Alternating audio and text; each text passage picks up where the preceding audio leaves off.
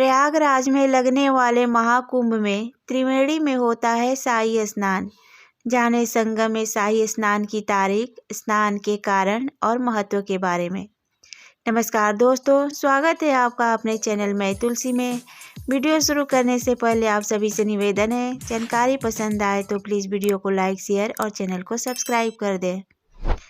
हिंदू धर्म में महाकुंभ मेले का बहुत महत्व है। 12 वर्ष में एक बार लगने वाला यह मेला संगम नगरी प्रयागराज, हरिद्वार, उज्जैन या नासिक में आयोजित किया जाता है।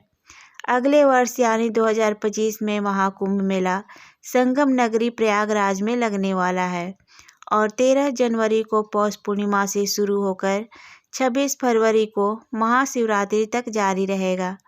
महाकुंभ मेले को धर्म, अध्यात्म और संस्कृति का भी महाकुंभ माना जाता है और दुनिया भर से लाखों श्रद्धालु और पर्यटक यहां पहुंचते हैं।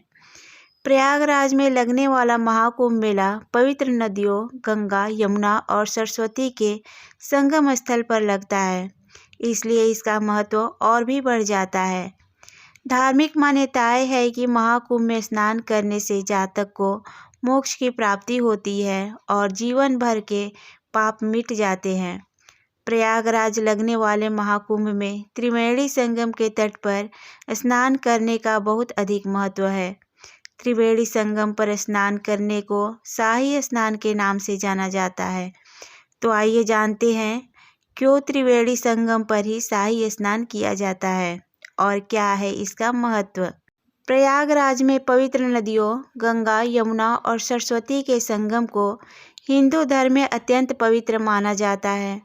धार्मिक मान्यता है कि महाकुंभ, कुंभ और अर्धकुंभ के दौरान इस पवित्र नदियों के संगम, जिसे त्रिवेणी संगम के नाम से जाना जाता है, में स्नान करने वालों को मोक्ष की प्राप्ति होती है और जीवन भर के पापों से छुटकारा मिल जाता है।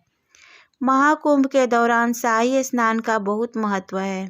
इसमें देश भर के साधु संतों के अखाड़े पूरे धार्मिक जोश व उत्साह के साथ समूह में स्नान करने पहुंचते हैं। महाकुंभ में साधु और संत के स्नान को सम्मानपूर्वक शाही स्नान कहा जाता है। उनके स्नान के बाद भक्त और श्रद्धालु स्नान करते हैं। तो आइए जानते हैं त्रिवेणी संगम स्नान से जुड़ी कथा। केरल के एक ब्राह्मण वासु को उसके गलत आचरण और लोभ के कारण परिवार ने त्याग दिया था। वह दर दर भटकता रहा और आखिर भूख और प्यास के कारण विंध्य पर्वत के पास उसकी मृत्यु हो जाती है। अंतिम संस्कार नहीं होने के कारण उसकी आत्मा भटकती रहती है और घोर कष्ट सहती है।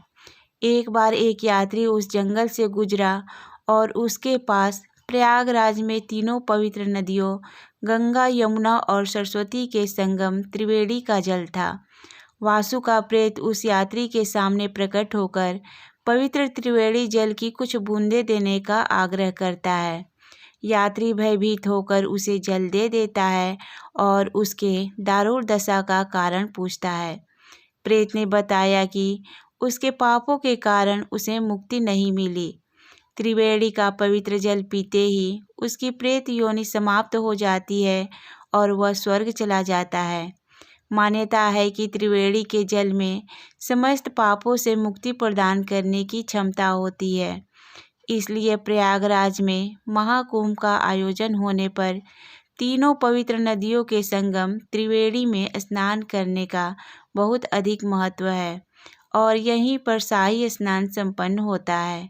प्रयागराज में लगने वाला महाकुंभ मेला पवित्र नदियों गंगा, यमुना और सरस्वती के संगम स्थल पर लगता है। धार्मिक मान्यताएं है कि महाकुंभ में स्नान करने से जातक को मोक्ष की प्राप्ति होती है और जीवन भर के पाप मिट जाते हैं। प्रयागराज लगने वाले महाकुंभ में त्रिवेणी संगम के तट पर स्नान करने का महत्व बहुत अधिक है। तो आइए जानते हैं प्रयागराज महाकुंभ 2025 में शाही स्नान की तिथियाँ।